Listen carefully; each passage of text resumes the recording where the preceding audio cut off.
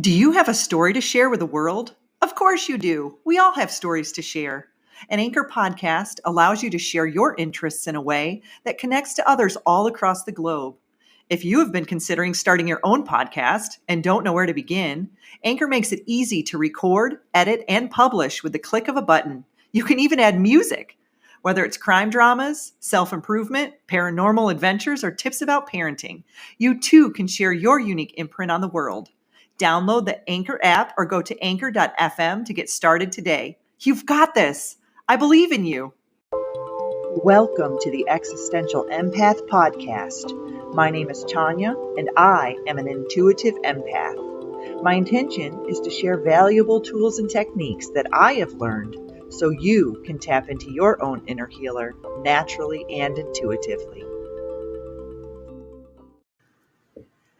Welcome back. I hope you are all doing well. In this episode, I am going to talk about the three mirrors of relationships. And this is going to be based off of Gregg Braden's book, The Divine Matrix.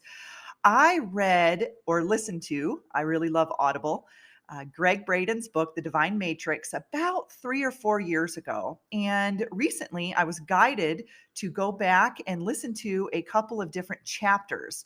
And oftentimes when this happens, I understand that there's a deeper meaning for me. There's something that I need to pull out of that from a deeper consciousness state. And I do highly recommend that if you have read something in the past and you are being guided to go back to it again, there's a reason for that. You're at a different consciousness state and you will be seeing things from a whole new perspective. And that's exactly what has happened to me when I went back to review this information. And, I've talked about in previous podcasts what I call our spiritual amnesia. It's like we learn things and then we move on and then we forget about them. And then we're circled back to them because life is completely a spiral, right? We see things from deeper and deeper perspectives every time that we look at them. So there was a reason I was guided back to Gregg's book, and I thought that I would share the three mirrors of relationships because I know in my personal life, these mirrors have been very blatant. And when I listened to his book several years ago, I was actually in a relationship and I was really struggling in it. And I remember this information was very potent for me at the time. And now, circling back several years later, I am applying this to different relationships in my life, not necessarily intimate relationships, but working relationships. And not only do these apply to people, they can also apply to our pets as well. And I will speak a little bit on that in this episode. But so The Divine Matrix by Gregg Braden, it's Greggg. If you've never heard of him before, he's fantastic. He has a lot of great quality content out there. I suggest that you check him out if you've never heard of him before. But he talks about the Divine Matrix being the container for all things, a bridge between the world within us and the world beyond us. It is a mirror for the outer world for which we create, both consciously and subconsciously, in our inner world. So, just that in itself, it's that matrix that we create. And I know we get caught up on that word matrix. We're all living in a matrix. But we're all creating our own matrix based off of our own thoughts and emotions, our beliefs. And so everybody's matrix looks differently. And yes, it is as above, so below, as within, so without.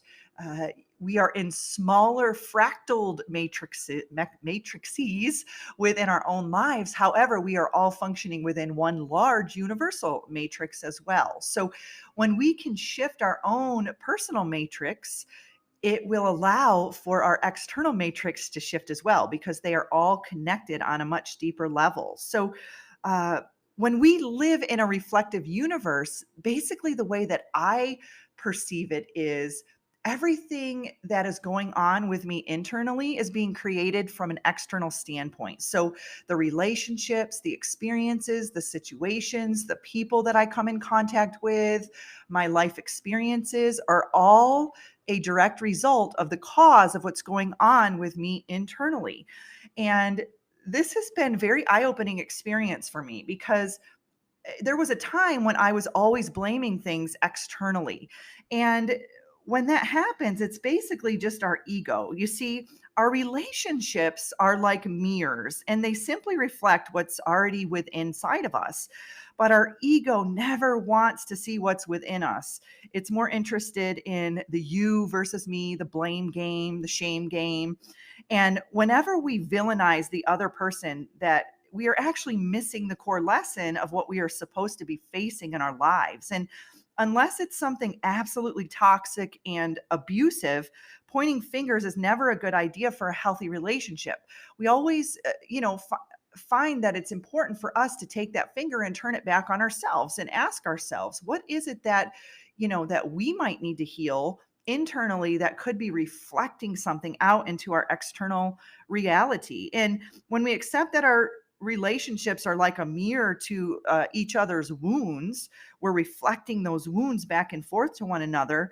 We can stop running away from our problems and actually, face them head on and have a deeper, more conscious understanding of why we are having these particular situations continue to uh, appear in our lives. And when people see relationships as a means to accept and heal our wounds instead of escaping ourselves, we can stop playing the you versus me game, and our relationships will be much more honest and genuine and authentic, and they'll be much deeper. You see, our ego wants to keep us in a loop.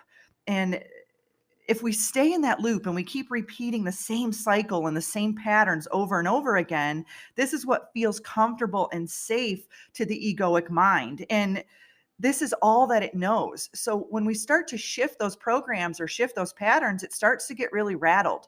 And that's when it can really appear in our closest relationships because the ego is trying to fight it. I don't know if you've ever been through a situation where you've either started to change or someone has started to change, and everyone around them starts to buck the system a little bit. They start to buck it. They're like, oh no, you can't do that or you can't change. What's going on?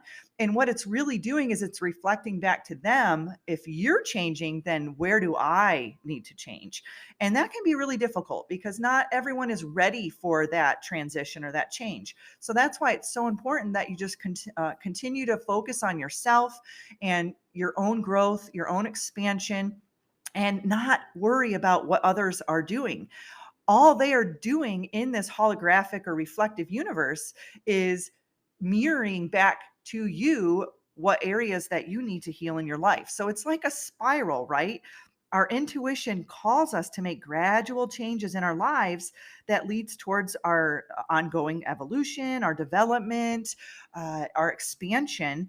And when we tap into that pure consciousness, we can see past those repeated cycles of the mind, which can urge us to move beyond what we think and what we know. So it's really just dropping into that heart space, getting out of that mind and connecting the brain and the heart into a coherence. And Greg talks a lot about that, the mind heart coherence. And he's got some excellent information out there about that as well. So when we finally learn to dive deeper into uh, those programs that we are consciously recognizing or unconsciously recognizing. I know for me, for many, many years, I was unconsciously recognizing that these were my loops. I was in a loop. I was in a loop of dating the same type of partners. I was in a loop of the same types of career choices. I was in a loop of the same types of interactions with my family. And when we recognize that we're in a loop, it allows us to take a step back and really evaluate and analyze, why is it that we're doing that? And these are our subconscious programs. Our subconscious mind is working 90% of the time in the background. And until we recognize it and pull it out, it's almost like a library. When you go to the library and you're looking for a book, you have all these books to choose from. And the library is your subconscious mind, and you're going in there to pick out a book.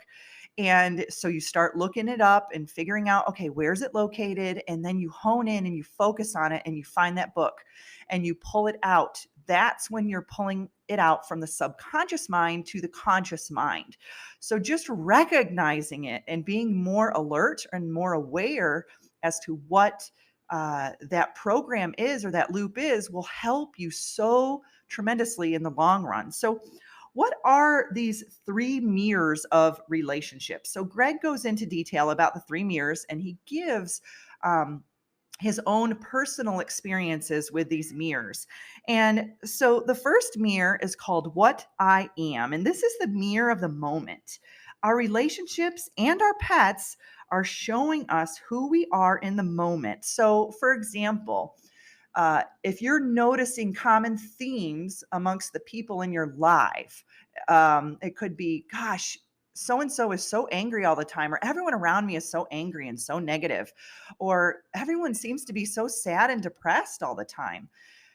What this mirror depicts is that instead of focusing outward at why everyone else is angry, negative, and depressed, we turn it around and ask ourselves, why am I angry? Why am I negative? Why am I depressed? And going deeper within and asking ourselves those hard questions and reflecting that back to us to dive a little bit deeper into why we are experiencing that in our external world. So, going within, figuring out, why am I feeling these feelings and why is it reflecting out into my external world? So oftentimes we can definitely see this with our pets, and I notice this with a lot of clients that they will reach out to me because they're having an issue with their pet, and I can definitely see where it's reflecting back into their life. So Gregg shares a neat story about his mom and how he called his mom and asked her how she was doing. And she said she was doing fine. However, the dog was having some problems breathing, some problems with his lungs.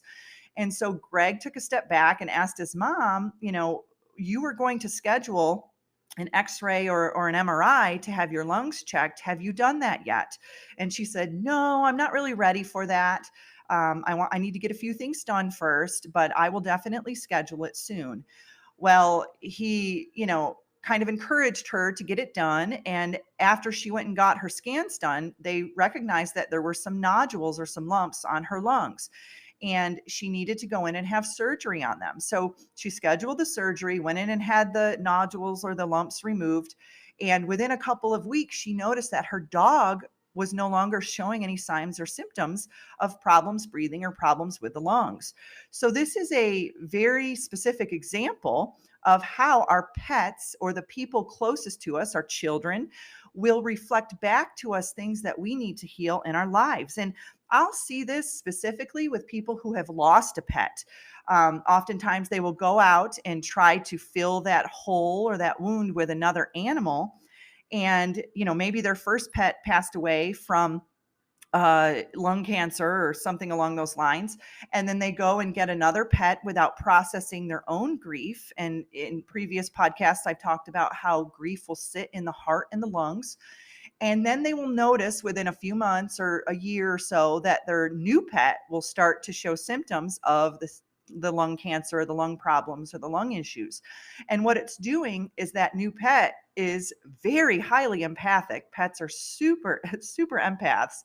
And what that pet is doing is it's transmuting that energy or that emotion that the person has not processed.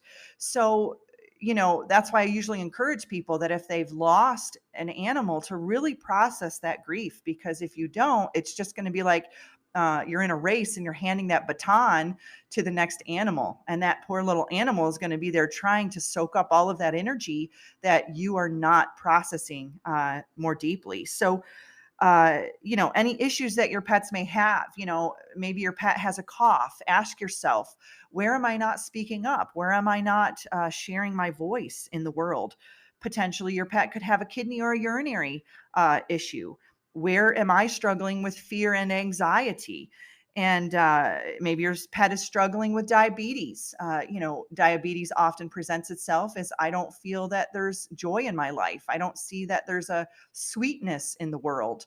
Where are you not fulfilling your joy? Maybe you're stuck in a routine and you're not taking care of your needs to fill yourself with happiness and doing the things that bring you passion and joy. And, even fleas for that matter, ask yourself, what is pestering me? What is pestering me?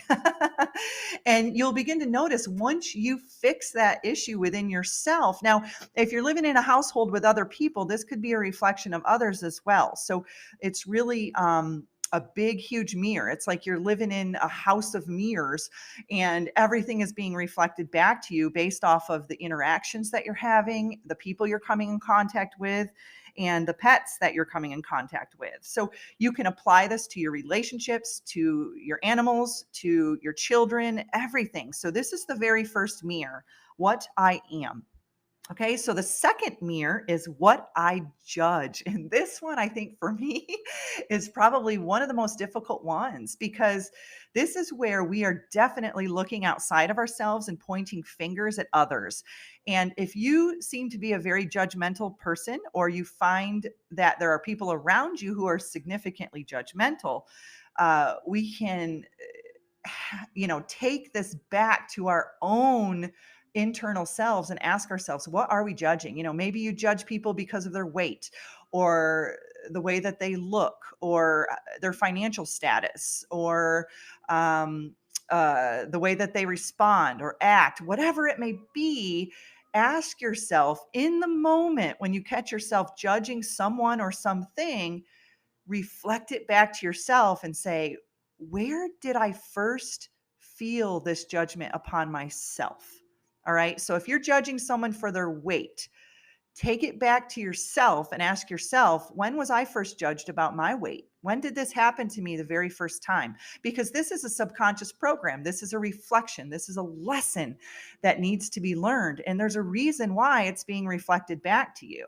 And so when we are judging outside of ourselves, we are judging within ourselves. And the moment you start to heal that judgment within yourself, shifting that self talk really is what it comes down to. Maybe you beat yourself up about your weight. And I'm just using this as an example. There's so many examples. But maybe you do beat yourself up about your weight. And oftentimes you're finding yourself projecting that out onto others. And you're being super critical or highly sensitive around others and their weight. Um, so bringing that back into yourself and asking yourself, when was the first time that I was judged about my weight? And going back and healing that aspect. And oftentimes it could be an inner child wound. It could be something that goes all the way back to your childhood, or it could even go back to your mom, being in your mother's womb. I've talked about that before, where we can pick up those emotions from our mothers and our parents. So diving in a little bit deeper on that and really figuring out, where's my judgment coming from? There's a good book called The Judgment Detox by Gabby Bernstein.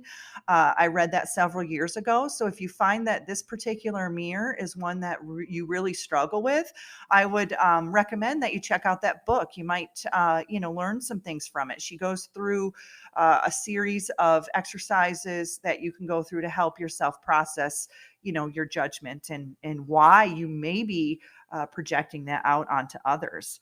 And so the last mirror is what I love. And this is he explains a situation where this really pertains to why we are attracted to other people. So, say, for example, you're in a committed relationship. Maybe you've been in a marriage for a long time, or you've been in a relationship for a long time, and you meet someone. You're out at a coffee shop, or there's someone at work, or you meet someone at the grocery store, and you immediately feel a very, very strong attraction and strong connection. And you don't know why. You don't understand, why am I so attracted to this person? This particular mirror asks you to ask yourself, what is it that I sense in this person that I've lost or has been taken away from me? So, say that you're super attracted to this person because they just, have a very strong sense of confidence about them. And they're very comfortable in their skin, and they have this beautiful appeal to them. And you are just, in love with that. You're like, oh my gosh, I just love their confidence and how they stand up for themselves.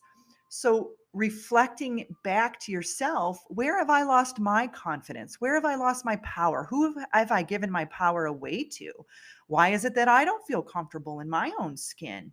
And oftentimes, say for example, you're in a committed relationship and you decide to, go about a relationship with this person because you're so magnetically drawn to them.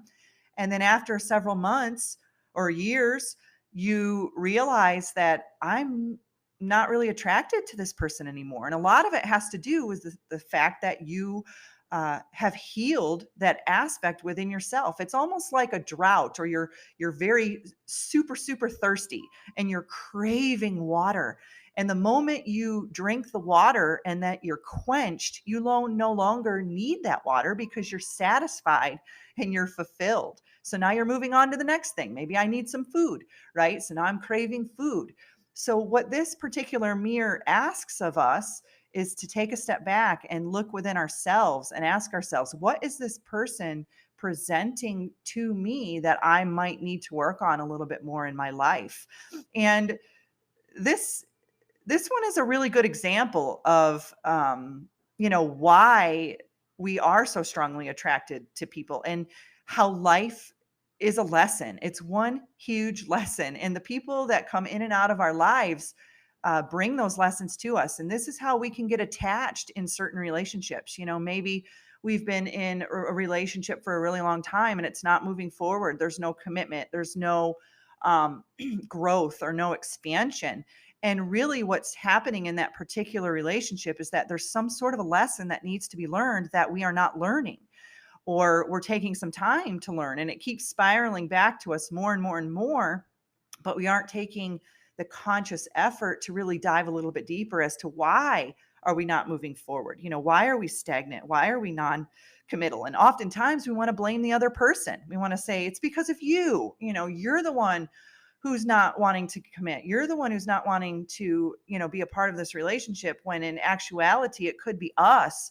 On a deeper level, there could be some sort of an inner child wound there, or something within our relationships in the past that has now carried baggage into this particular relationship. So, as we, heal and move through our lives, and we come in contact with other people, experiences, in situations, these mirrors can really be helpful. And it doesn't have to be just one mirror that we experience. We can look at this, multidimensionally, really diving a little bit deeper into, why am I having all of these different problems with this person? It could be someone from your work, it could be your boss, it could be your spouse, it could be a sibling or a parent. Why am I having these problems with this person? And there's a reason why this person is in your life. They are here to teach you something, right? We all signed up for this. We all signed up to have these earthly lessons. And if we aren't learning, then we're kind of stuck. It's like, you're going through your schooling and you're not advancing. You're not learning the math. You're not learning the English, the concepts. So you're being held back. You're being held back to allow yourself some more time to learn a little bit deeper, while your friends and your other students are moving up a level because they're learning the lessons and they're moving through that process a little bit easier. But, it's important to recognize too that we all take different timelines, right? We all have a different timing for when we learn these lessons and how we process them. And sometimes it can be really difficult, because if we aren't tapping in to our heart in having that coherence with our mind, then we can feel very disconnected and very lost. So when we move through this process of these loops, and we recognize that we are stuck in a loop, then it's important to move through that, right? Because our relationships are very important to us. And what Gregg talks about in his book, The Divine Matrix, we are living in a holographic reality. So every choice we make, every move we make is being reflected back to us. So we are causing the results in our life. And our ego wants to say, no, you aren't. You aren't doing that. That's ridiculous. But our intuition is saying, yes, you are. Every single thing that you're doing in your life is creating something within your reality. So only you can choose the reality that you are creating. And only you can choose the level of consciousness or awareness that you are focusing on. And so, uh, what you are focusing on is meaning that you are giving it that attention, you are giving it that focus, and that in return is creating your reality. So, um, I hope that this information was helpful. And if you want a deeper understanding of these concepts, then I do highly suggest that you check out Gregg Braden's book, The Divine Matrix. He goes into a lot of detail. And if you have the Gaia channel, which is an excellent channel, he also has a show called Missing Links, which provides a lot of this information as well. And it's highly, highly insightful. I know I've used a lot of Gregg's information and applied it to my life over the last 5 years or so. And it has been very transformational for me. So I hope that this was helpful, and I look forward to sharing more insights with you soon. You deserve to navigate your life as an empath in alignment with health, happiness, and abundance. To learn more about the services that I provide, including Beyond Quantum Healing Hypnosis, EFT tapping, and the emotion code, visit my website at www.thesoulcafe.org.